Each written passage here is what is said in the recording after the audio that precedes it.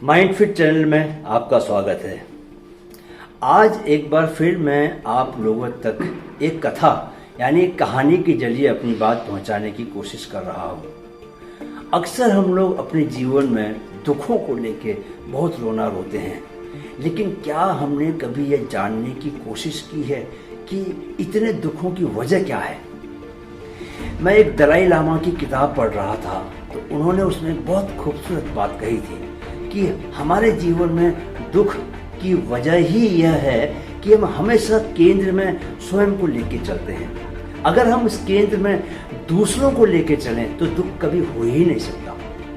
हम हमेशा जीतने के बारे में सोचते हैं, कभी यह नहीं सोचते कि हम हार भी सकते हैं। हार हमेशा हमें लगता है कि दूसरे लोगों को हार मिलनी चाहिए।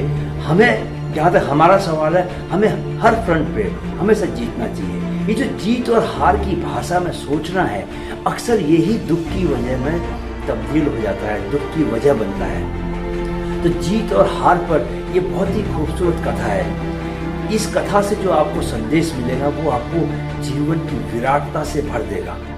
आप स्वयं महसूस करेंगे कि कथा के अंत में कि जीवन बहुत खूबसूरत बन सकता है, बशर्ते कि हम जीत और हार की भाषा में सोचना छोड़ दें।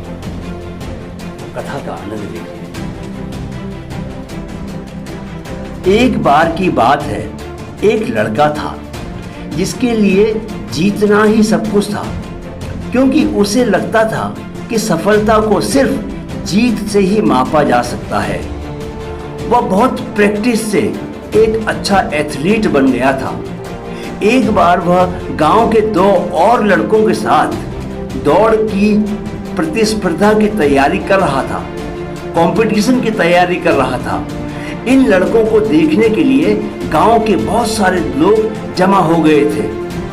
इस लड़के के बारे में सुनकर करीब के गांव से एक बूढ़ा बुद्धिमान व्यक्ति भी इसे देखने वहां पहुंचा था। रेस शुरू हुई। लड़कों में बहुत ही कांटे की टक्कर थी, लेकिन यह लड़का पूरे निश्चय के साथ दौड़ा। उसने अंत तक पूरा दम लगा कर रखा। बहुत जरा से फासले से सही, पर उसने फिनिश लाइन पहले पार की और पहले नंबर पर रहा। गांव की भीड़ ने जोर जोर से चिल्लाकर लड़के का हौसला बढ़ाया। वह बूढ़ा बुद्धिमान व्यक्ति यह सब देखते हुए चुप बना रहा। उधर लड़का गर्व से फूला न समा रहा था। कुछ ही देर में एक दूसरी रेस की घोषणा हुई और विजेता लड़के के साथ दौड़ने के लिए दो नए लड़के मैदान में उतरे। रेस दोबारा शुरू हुई। भीड़ दोबारा चिल्लाकर लड़के का हौसला बढ़ाने लगी। बुद्धिमान व्यक्ति शांत बना रहा। उसके चेहरे पर कोई भाव न थे। एक और रेस, एक और रेस। रेस जीतने के बाद छोटा लड़का चिल्ला रहा था। बुद्धिमान व्यक्ति ने सामने आकर उस लड़के के सामने एक कमजोर, बूढ़े और अंधे को चुनौती के रूप में सामने रखा। ये क्या है? ये तो कोई रेस नहीं। लड़का उन्हें देखकर चिल्लाया, तुम्हें रेस से मतलब है? जाओ दौड़ दौड़ लगाओ। बुद्धिमान वृद्ध बोला। रेस शुरू हुई और उस लड़के ने अकेले ही खत्म कर दी। बूढ़ा और अंधा स्टार्ट लाइन पर ही खड़े रह गए। रेस खत्म करके लड़के ने खुशी में हाथ उठाए। उसने देखा कि जो भीड़ उसके लिए चिल्ला रही थी वो अब खामोश थी। लड़के को माजरा समझ न आया। क्या हुआ? लोग मेरी जीत पर तालियां क्यों नहीं बजा रहे? उसने बुद्धिमान वृद्ध से पूछा। एक बार फिर से दौड़ो और इस बार सुनिश्चित करो कि तुम उनके साथ ही रेस पूरी करो, बुद्धिमान वृद्ध बोला। लड़के ने कुछ देर सोचा और उसे बात कुछ समझ आई। इस बार वह जाकर कमजोर बूढ़े और अंधे के बीच खड़ा हो गया। रेस शुरू हुई। इस बार वह उनका हाथ थाम कर दौड़ा, धीरे और धीरे, और तीनों ने एक साथ फिनिश लाइन पार की। भीड़ अब एक बार फिर खुश होकर लड़के के लिए जोरों से चिल्लाती हाथ हिला रही थी। छोटे लड़के ने गर्व महसूस किया। अंकल, लेकिन मुझे यह समझ नहीं आ रहा कि भीड़ हम तीनों में से किसके लिए चिल्ला रही है? छोटे लड़के ने पूछा।